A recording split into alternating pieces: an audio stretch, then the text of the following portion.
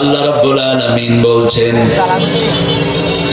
قد أفلح المؤمنون الذين هم في صلاتهم خاشعون الذين هم عن اللغو معرضون বেহুদা কথা বেহুদা কাজ থেকে ফিরে থাকবো বেহুদা গান এখন সমাজ ভরপুর সাতক্ষীরার লোকের অবশ্য গান শুনে না হ্যাঁ কার গান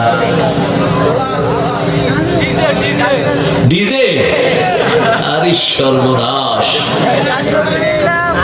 আল্লাহ আমাদেরকে বাজে গান থেকে হেফাজত করেন আরো চিৎকার করে বলেন আমিন পার্লামেন্টে একজন মহিলা সদস্য ছিলেন এত নোংরা সে তার মতো নোংরা শয়তানও হয় না সে একটা গান বের করেছে একজন মুরব্বী আমাকে এসে বলছেন বাবা রাস্তা দিয়ে আসছিলাম একটা মেয়ের কণ্ঠে শুনলাম টিপ্পা দে টিপ্পা দে আমি বললাম কি টিপ্পা দিতে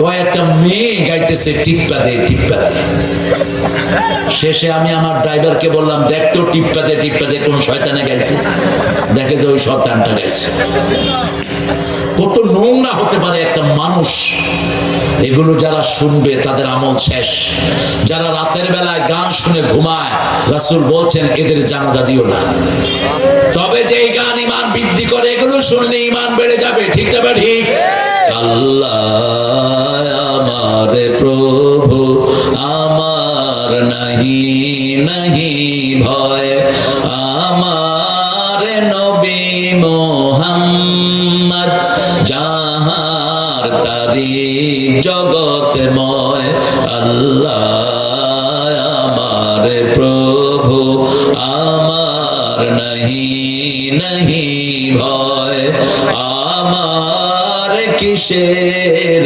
শঙ্কা কোরআন আমার ডঙ্কা ইসলাম আমার ধর্ম মুসলিম আমার পরিচয় মারহাবা সব মরে গেছে জোরে বলেন তো আল্লাহু আকবার কত সুন্দর গজল আল্লাহতে যার পূর্ণ ঈমান কোথা সে মুসলমান কোথা সে মুসলমান কোথা সে শিক্ষা আল্লাহ ছাড়া ত্রিভুবনে ভয় করিত না যারা যার দিন দিন রবে কাঁপিত দুনিয়া জিন পরি ইনসান কোথা সে মুসলমান কোথা সে মুসলমান আলহামদুলিল্লাহ বলেন বাজে গান বাজে কথা আমরা শুনবো না আমরা যাকাতের আন্দোলন করব রাজি আছি তো 10 লক্ষ টাকা যাকাত আসে 20,000 টাকা মানুষের হাতে ধরিয়ে দিয়ে ফেসবুকে ছবি ছাপায় আল্লাহর রহমতে যাকাত আদায় করলাম বড় শান্তি লাগতেছে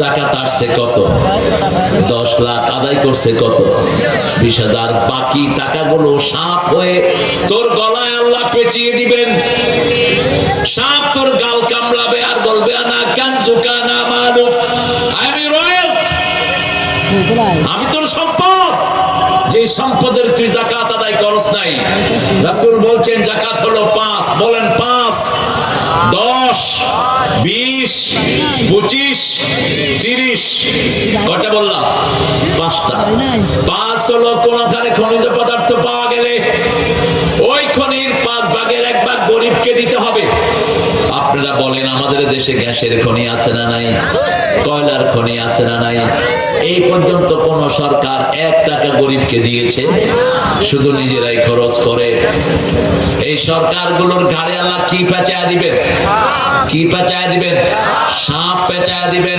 বিষধর সাপ যারা কবরে যাবে বেনামাজি হয়ে রাসূল বলছেন তাদের কবরে একটা সাপ থাকবে ওই সাপের এক মাথা থেকে আরেক মাথা একদিনের দূরত্ব অর্থাৎ একদিনে আপনি যতটুকু দৌড়িয়ে যেতে থাকবেন ওই সাপটা এত লম্বা হবে সাপের চোখ হবে আগুনের চোখ সাপের নখগুলো হবে স্টিলের নখ 5 ওয়াক্ত নামাজ যারা পড়লো না এই সাপ তাদের জন্য কবরে অপেক্ষা করছে যখন ফজরের সময় হবে একটা ঠোকর মারবে এক ঠোকরে চোটে সে 70 ফিট নিচে চলে যাবে। এই যে ঠোকরের আওয়াজ শুধু মানুষ আর জিন ছাড়া সবাই শুনবে। লা ইয়াসমাউ ইল্লা সাকালাইন, রাসূল বলছেন জিন আর মানুষ ছাড়া এই আওয়াজ সবাই শুনতে পাবে। সে আল্লাহ রাব্বুল আলামিন বলছেন যাকাতের আন্দোলন করবা, যারা আল্লাহর রাস্তায় টাকা দেয় এই টাকাগুলো কিয়ামতের ময়দানে তার জন্য ছায়া হয়ে আসবে। যত বড় দান করবে তত বড় ছায়া তাকে দান করবেন কে? 2 নম্বর রাসূল বলছেন যারা আল্লাহর রাস্তায় দান করে এই দানগুলো নূরের বাতি হয়ে কিয়ামতে তাকে আলো দান করবে। যারা দান করে তার বিপদ দূর করে দেন কে? আল্লাহ দূর করে দেন। এই জন্য আমার মায়েরা বাবারা বেশি করে দান করেন। এই যে কোরআনের একটা আয়োজন ছেলেরা করলো, এই ছেলেগুলো কত মামলা খেয়েছে, হামলা খেয়েছে, ঠিক কিনা? এই ছেলেগুলো এলাকায় থাকতে পারে না। অপরাধটা কি? অপরাধ কি? অপরাধ হলো আমাকে দাওয়াত দেয়া। আচ্ছা আপনারা বলেন তো, আমি যে এতক্ষণ কথা বললাম আমার বাপের কথা না কোরআন হাদিসের কথা? তো আমাকে বাধা দিলা কেন? আমাকে বাধা দিয়েছো কেন? কুত্তা জাত, কুকুর কেন বলছি? সূরা আরাফে আল্লাহ বলছেন যেগুলো কোরআন মানে না এগুলোর উপমা হলো কুত্তার মতো। কার মতো? মাসালুহুম কামাসালিল কালব ইন তাহমিলহু ইয়ালহাস ওয়া ইন তাতরুকহু ইয়ালহাস। কুত্তার যে স্বভাব, পিছে জিহ্বা, বোঝা দিলেও জিহ্বা বের করে থাকে, বোঝা না দিলেও জিহ্বা কি করে থাকে? বের করে থাকে। যারা কোরআন বিরোধী, ইসলাম বিরোধী, এদের দুনিয়াতেও জায়গা নাই, আখিরাতেও কেউ এদের জন্য দোয়া করে না। অন্যদিকে একজন মানুষ 13 বছর জেলখানায় ছিল, সারা দুনিয়ার লক্ষ কোটি মানুষ তার জন্য 5 ওয়াক্ত দোয়া করে। কি নাম? কি নাম? আপনাদের এই সাতক্ষীরা, এই খুলনা অঞ্চলে তার উত্থান, ঠিক না ঠিক? খুলনা অঞ্চলের কোন জায়গা নাই যেখানে তিনি যান নাই। আমাকে বলেছেন বাবা আমি সাইকেল চালিয়ে সাতক্ষীরার বিভিন্ন এলাকায় যেতাম। কি চালিয়ে? সাইকেল চালিয়ে যেতেন। আল্লাহ তার কবরকে জান্নাতুল ফেরদাউস বানিয়ে দেন।